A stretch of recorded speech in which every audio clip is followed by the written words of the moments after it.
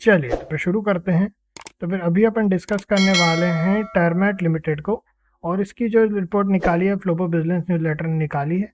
बहुत ही बढ़िया न्यूज़लेटर, अगर आप लोग लेना चाहेंगे तो नीचे लिंक है और आप लोगों के लिए अवेलेबल है। ये प्राइसिंग है, और ये किन्हीं ने पूछा था ये 3 साल क्या हर बार देना होता है? नहीं, 3 साल में एक बार, 5 साल में एक बार और साल में एक बार।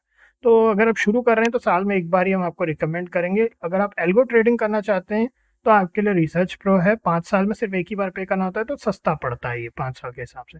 और सबसे चीप इनका 3 साल वाला प्लान पड़ता है, ईयर ऑन ईयर। अगर आप देखेंगे बहुत अच्छा न्यूज़लेटर है। आप रिपोर्ट को देख लीजिए, अगर आपको अच्छा लगता है तो जाके ले लीजिएगा, नीचे लिंक है। तो सबसे पहले इनका एग्जीक्यूटिव ओवरव्यू देखें अगर अपन, तो इंडियन इंफ्रास्ट्रक्चर सेक्टर का है ये। बेसिकली स्टैब्लिश प्लेयर है, बता रहे हैं। इंजीनियरिंग, प्रोक्योरमेंट और कंस्ट्रक्शन, ईपीसी, स्पेशलाइज्ड प्रोजेक्ट्स और कार्बन नीचे हाई स्टेक्स कंस्ट्रक्शन वगैरह में ही है। ठीक है, तो इनके पॉजिटिव, तो ये रिपोर्ट में पॉजिटिव पहले इन्होंने बताया, तो स्पेशलाइज नीश एक्सपर्टीज है। गवर्नमेंट और डिफेंस के कॉन्ट्रैक्ट्स रहते हैं। जियोग्राफिक डाइवर्सिफिकेशन भी कर रहे हैं, जिसमें ये लोग from airports work in Maharashtra and Tamil Nadu to highway projects and landscape projects भी हैं इसमें। Mizoram challenging landscape projects from Mizoram and Jammu. Low debt profile है कंपनी की। Recent momentum in institutional interest, तो मोमेंटम इंस्टीट्यूशनल इंटरेस्ट मतलब रिसेंट अपटेक है in interest from specific goal investment entities and promotes increasing their stakes. This is often viewed by market as a sign of internal confidence. तो richer institution interest, तो इसमें एक institutional entities के investment करने का एक वो बना है। ठीक है, तो चलते हैं। वीक लॉन्ग टर्म फंडामेंटल्स, सबसे पहली जो नेगेटिव इन्होंने बताया वो बताया है कि लॉन्ग टर्म फंडामेंटल मतलब कि लंबे समय तक जो कंपनी के चलने के चांसेस है उसमें जो फंडामेंटल मैटर करते हैं वो यहाँ पे कमज़ोर हैं। अगर आपको इनको डिटेल में पढ़ना हो तो आप पॉज करके भी पढ़ सकते हैं, और अगर आप सब्सक्रिप्शन ले लेंगे तो आपके पास में आएगा फिर न्यूज़लेटर। जो ले चुके होंगे उनके पास आ गई होगी अभी तक। तो क्वार्टरली इंप्रूवमेंट के बाद भी long term trends operate profit negative में है। Struggle to maintain a consistent growth 5 year horizon, 5 साल के होराइजन। और इसको अगर आप देखें तो ये ऑल्दो इन्होंने इसमें लॉन्ग टर्म लिखा है, लेकिन कंपनी का 5 ईयर होराइजन जो होता है आप बोल सकते हैं मीडियम टर्म के हिसाब से बोल सकते हैं। ठीक है, मिड टर्म के हिसाब से। अब वो निर्भर करता है इंडस्ट्री टू इंडस्ट्री। अब ये है सबड्यूड प्रॉफिटेबिलिटी रेशियोज, तो companies ROE and ROC remain constantly low compare to the industry peers. This indicates the company is not highly efficient or at generating profit from its shareholders capital.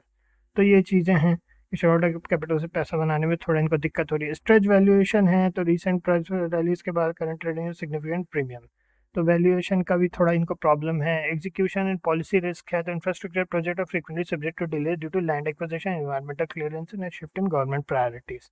तो ये चीज़ें रहती हैं जो construction line में होता है।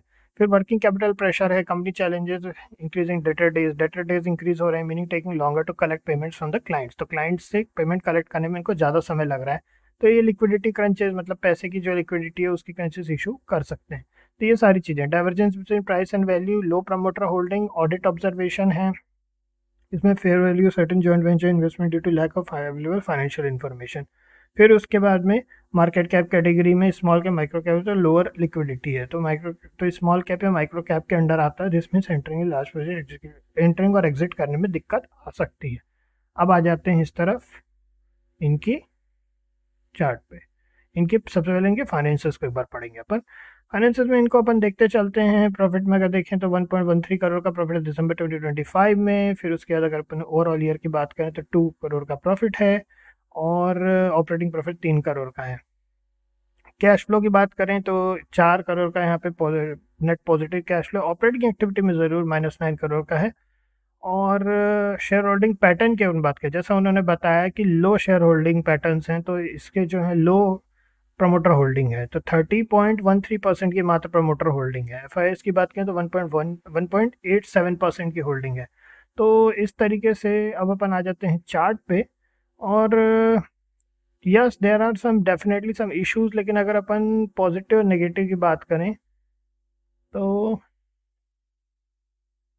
ठीक है। अगर अपन देखें पॉजिटिव्स, हमारे ओपिनियन में तो पॉजिटिव्स वगैरह ठीक हैं, और इसलिए हम इसको थोड़ा सा इस पे नज़र रखेंगे। अगर इनकी अपडेटेड रिपोर्ट आती है, और मेन चीज़ अगर इनके प्रमोटर होल्डिंग बढ़ती है, प्रमोटर होल्डिंग ज़्यादा ही लो है, जिसके बारे में यहाँ बिजनेस ने भी पॉइंट आउट किया हुआ है। अगर अपन देखें तो यहाँ पे इन्होंने भी पॉइंट आउट किया हुआ है लो प्रमोटर होल्डिंग को। अगर ये प्रमोटर होल्डिंग बढ़ती है तो हम ज़रूर इसमें इंटरेस्टेड रहेंगे कि इवेंचुअली कंपनी क्या करती है, क्योंकि प्रोजेक्ट्स वगैरह ठीक देख रहे हैं यहाँ पर। But let's see, promoter holding इतनी कम होना ठीक नहीं है, प्रोमोटर होल्डिंग का बढ़ना ज़रूरी है। तो उसके बाद जैसे ही इनकी अपडेटेड रिपोर्ट आती है और उसके बाद फिर अगर एक बार अपन चेक करते हैं, अगर सब कुछ सही रहा तो हम आगे इसमें ज़रूर इंटरेस्टेड रहेंगे। अभी के लिए तो इनसे दूर रहना ठीक है, क्योंकि प्रोमोटर होल्डिंग बहुत लो है और हमारे लिए प्रोमोटर होल्डिंग बहुत मैटर करती है किसी भी कंपनी पे कॉन्फिडेंस बनाने में। ठीक है, चलिए तो फिर नेक्स्ट में मिलते हैं आप लोगों से।